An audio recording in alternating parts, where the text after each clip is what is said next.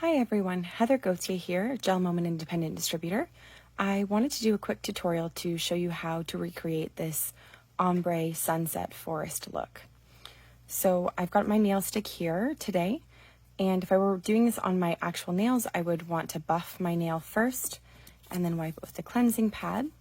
But I've already cleaned this nail stick, so I'm all set to go here. I've got my colors set out, and for cleaning my brush throughout, I have one of the remover pads already laid out, and I've got some extras just in case. I've got my Gelmoment professional LED lamp, and I have a couple of brushes and a dotting tool out of the Creativity set. So I'm going to start off by taking Perfectly Plum, which is one of the colors I used to create the background of my ombre. And I also used Beauty Queen and Maya's Cheeks in those early stages. Now you're gonna see a glove on my hand. I'm participating in a nail off and I can't reveal that design yet, so I apologize. So I'm gonna roll my polishes to make sure that they are well mixed before I use any of them. I don't want to introduce bubbles into the polish before I put it onto my nail stick. So I'm going to start off with a little bit of Perfectly Plum, and this is going to go up at the top of my nail towards where the cuticle would be. I don't need too much on here. I'm going to apply this first, and then I'm going to use the large fan brush to distribute it. So here's a layer. I want to leave a gap where the cuticle would be on my nail. Put some purple Perfectly Plum on there. I like to seal my polish up just to keep the light out. And then when I'm ready to start blending more, I'll put some of the colors on my mat. But to start off, I'm going to keep it up there. So I'm going to put Beauty Queen on here as well in the middle. I don't want to contaminate my brush and my bottle, so I'm not going to let the polishes touch at this point. That's what the brushes from the Creativity set are for.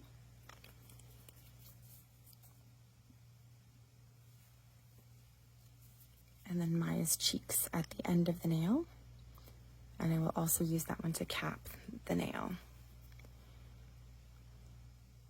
So don't want it to touch Beauty Queen because I don't want to contaminate my bottle of polish. And then I will cap the nail and smooth my polish out again. So I have all the polish on there that I need to get started. Now I'm going to take my large fan brush and I'm going to wipe across the nail. This can get messy on your actual nail because you are getting polish onto your skin, but it's really easy to wipe that up with a cleansing cloth after. So I'm kind of moving it back and forth across to bring the colors up and down a little bit, but I find this is a pretty fast way to lay down the base of my ombre. There we go. And it's only going to end up being a thin coat, but that's okay. And then, just like I would if it were my nail, I'm going to clean up around to make sure that I don't have any polish that's going to cure where I don't want it.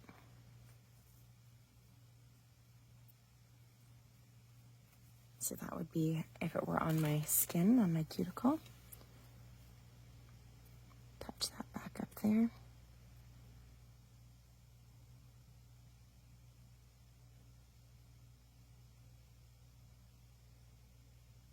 If you're finding your polish won't level at this stage, that's okay. It will as you continue to add layers, but you can also tap your nails to help level it out. So the reason I'm using my professional lamp is so that I can turn that on right now. I really like to use my deluxe lamp when I'm doing my nail art because I just put my hand in and the sensor will start it automatically. But the nail sticks are too flat, so I like to use my professional lamp to still cure the polish in 45 seconds, but also to allow me to turn it on manually when I'm ready. So I'm going to start to add a little bit more of these colors, and because I don't want to cross-contaminate them while I'm waiting, I am going to put some onto my mat. So a little bit of Perfectly Plum, a little bit of Beauty Queen,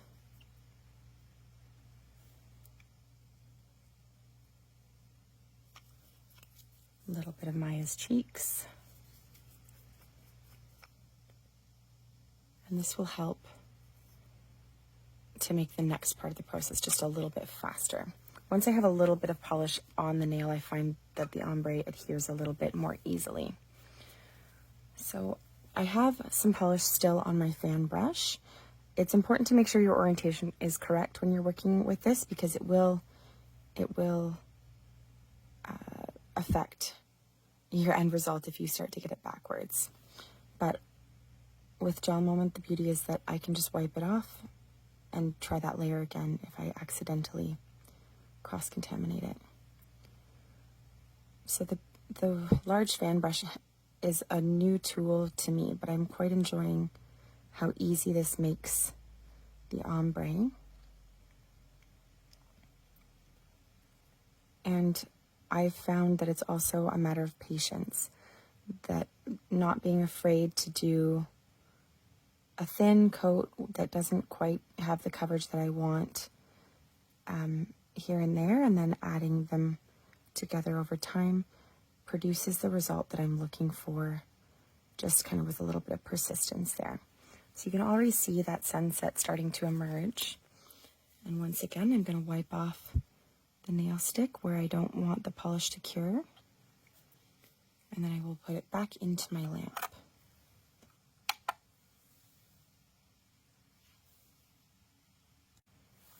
All right, so that has cured.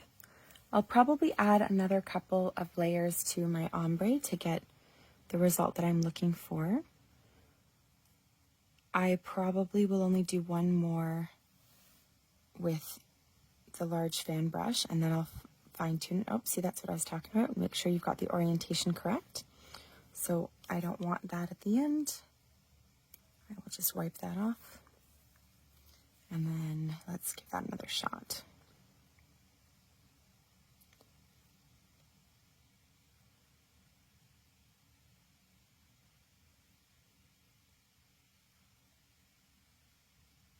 So this is one of my new favorite tools for spreading out the polish, laying down the base. Done with this one, so I'm going to wipe it off on the remover pad. Get all of the extra polish off of that. And then I'm going to grab another brush here. And I'm going to deliberately add a little bit more and fill in the color a little bit more with my flat brush here.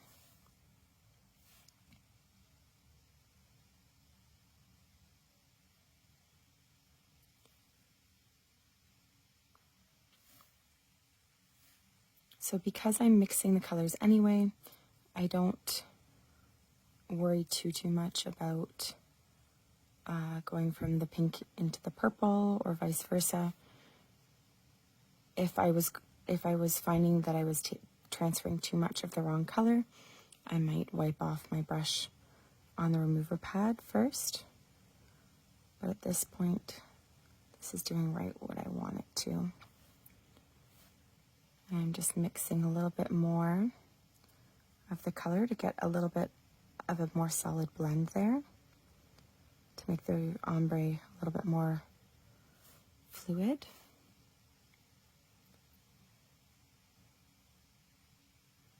There we go. And that looks pretty good. Back into cure. All right, and that is cured now. So I'm going to start to add in the cloud layer. And for this I used Lovee Dovee and a little bit more Beauty Queen. My nail provided a nice pink background underneath this, so with a couple of layers of the ombre, it blended quite well. It could use a little bit more on the nail stick just because it doesn't have that background, but we will move on. And I'm going to use a thin striper brush to do my clouds now. And this just was kind of a process of kind of trying to put some wispy Lovee Dovee lines on there. And then I mixed in a little bit of Beauty Queen, because the picture that I was working from came from another distributor. She had snapped a beautiful photo of the sunset from a couple of weeks earlier, and it just inspired me. I really, really wanted to try and recreate it on my nails, and that photo is available with my manicure superimposed on it just for comparison, because I just thought it was stunning. So a little bit of Beauty Queen, a little bit of Lovee Dovee. I think I want to add a little more Lovee Dovee. Get rid of some of the polish on there. And we'll bring that through a little bit. To create even smoother blending, I did on some of my nails use my large fan brush again to pull that through, pull that across. I think I'm going to add a little bit more Beauty Queen actually. I don't have enough on my mat here.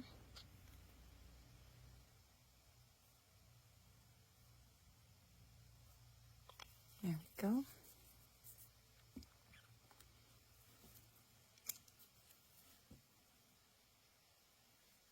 Because this picture I was working from had a really beautiful, intense pink streak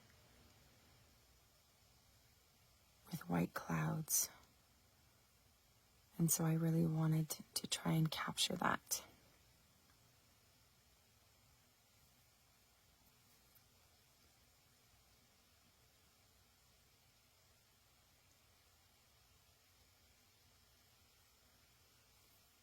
A little more here. And the whole process just is a lot of guessing, checking, adding a little more until you're finally happy with it. And my favorite part about doing nail art with Gelmoment gel polishes is that if I don't like the layer, I can wipe it off and try again, and I don't lose any of my progress to date. So I definitely have done that, where I've wiped off a layer or two and tried again. Oops. There we go. Okay, so this is the nail I'm basing this tutorial off of. So I'm going to do a couple of trees now in Nightingale in the background, and then we'll start to build the foreground. So Nightingale was my choice for background trees and for some highlights on the snow later. So I won't need a ton of this, but I'll give it a little dollop there. And then I'm going to take my, detail brush here, and I'm going to dip that into the Nightingale. And I find I like to place it in the orientation that I'm actually going to see it after or display it. And then I had done some trees in the background just by making some vaguely triangular but kind of blurry edged shapes on my nail. So there's one, and then maybe I'll put another one over here.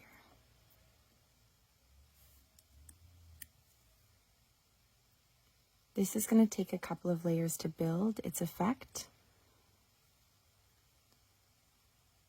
And then Raven's Kiss will go in front of it.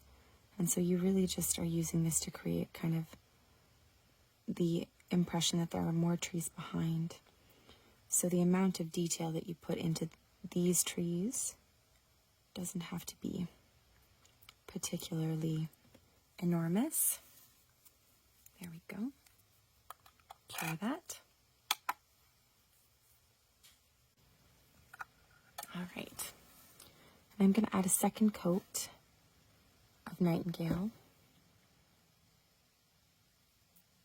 to these background trees so that you can't see the sky through them.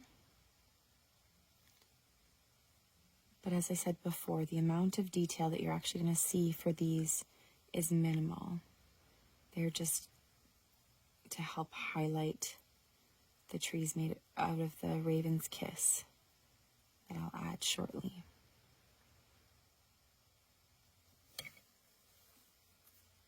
There we go, another cure under the lamp.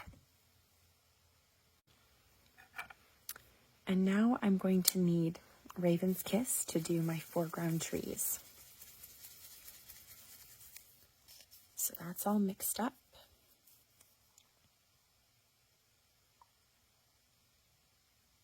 I'm going to put some of it on my mat.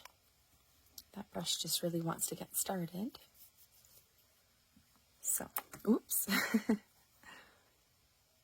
We will grab some of the black with my thin striping brush. And then you can see here, I've got kind of one central tree between the two gray trees, and then I have another slightly smaller one off to the side that I might try to recreate here. But each of my nails was different, and part of that just depended on how the forest started to be built.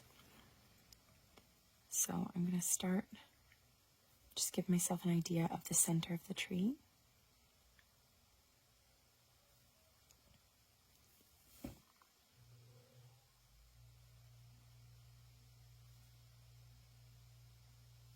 And then I just built out the sides of the tree to achieve the shape I was looking for. Just by making little tiny lines with my striper brush.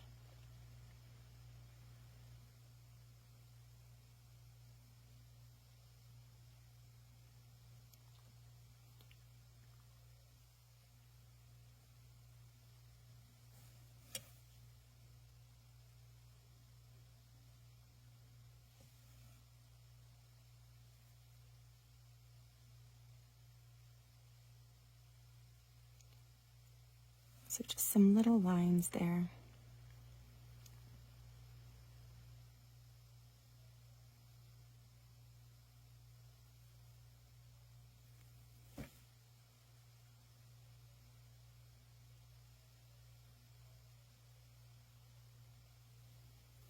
I'm actually going to get a little bit more Raven's Kiss to finish that off.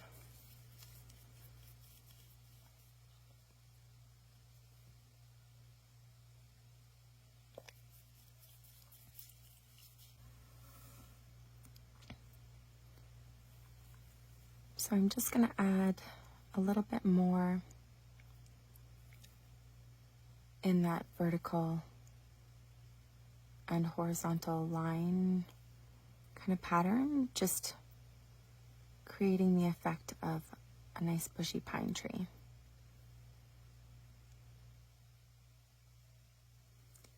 And then I'm going to add a second tree here because I have lots of nail estate to work with. So I'm going to, same as I did before, define the middle of the tree first, and then fill it out. And there's no wrong way to paint a tree, really. They all have different shapes and heights and amounts of leaves and things, so no matter how you fill it out, you're still going to get that effect of a tree's silhouette. The key is just to take your time, use little tiny strokes, and if you're not happy with it, then take a cleansing cloth and wipe it off and try it again. I definitely redid a couple of my nails at different stages throughout my sunset manicure because I just found that I didn't quite like how different pieces turned out the first try, but I learned from each layer, and then when I did the next, I tried to fix it. So I've got 2 pine trees on there, and on the nail that I'm kind of trying to recreate, I also put this floating heart balloon. So I'm going to take my brush and I'm going to actually put it in a slightly different location. Actually, I want to start with my dotting tool, and I'm going to put 2 small dots up in the sky.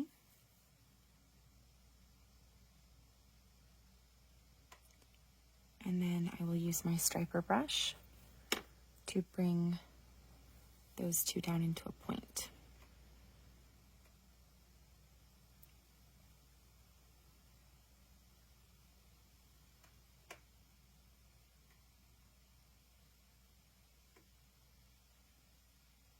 There we go. And then I will use a little bit more Raven's Kiss to create a wispy little tail for my balloon, kind of hanging down into the forest there. There we go. So that's ready to be cured again. Let's just get that under the lamp. And then I need to put my snowbank down. So that's where Mystic Rain comes in.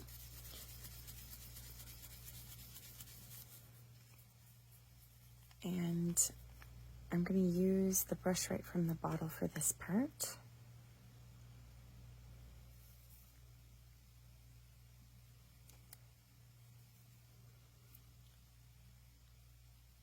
And I'm going to kind of make sure that I get a nice swooping shape there for my snowbank.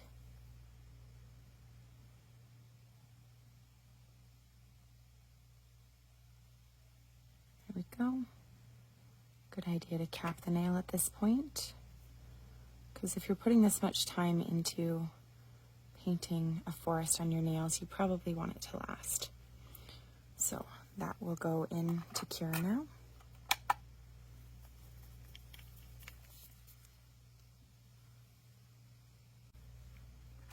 All right. So I now have my base for my snowbank, and I'm going to add some highlighting to that. And for that, I'm going to use my detail brush. And I used a mixture of Nightingale, as well as some Lovee Dovee and some Raven's Kiss, to just create a variety in the color. Create some shadows down from the trees. Add a little bit of highlighting on the snow, because this happened to be a winter picture that I was recreating.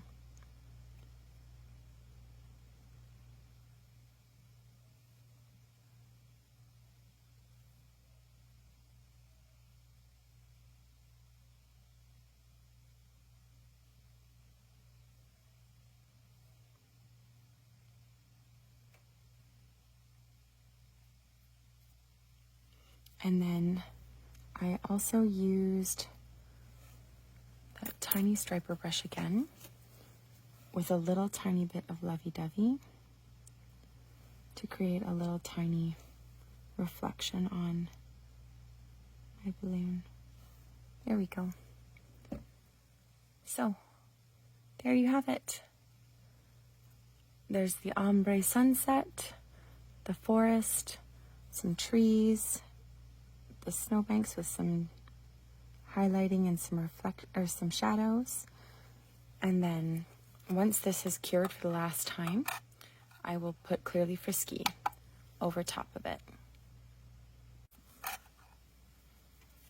And there is the picture. So now, last step is to cover it, seal it with Clearly Frisky. That way it's not going to get smudged or rubbed off, but it also will help to make the image itself easier to see, because it eliminates kind of some of the bumps and lumps from all of the different layers that we've incorporated into this nail.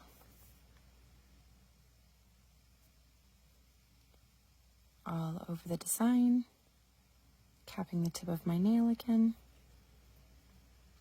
And this is my Clearly Frisky that I use with chrome. So there's a very slight sparkle to it that you might be able to see. A little bit of a glint to it. But you can see already how much easier it is to see the design with the Clearly Frisky over top. Last cure.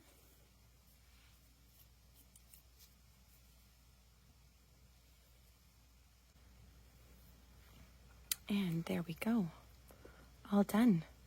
Thank you so much for painting along with me. I hope you learned a new technique and that you gave it a shot. And if you have any questions, leave them in the comments. Thanks so much for watching. Bye.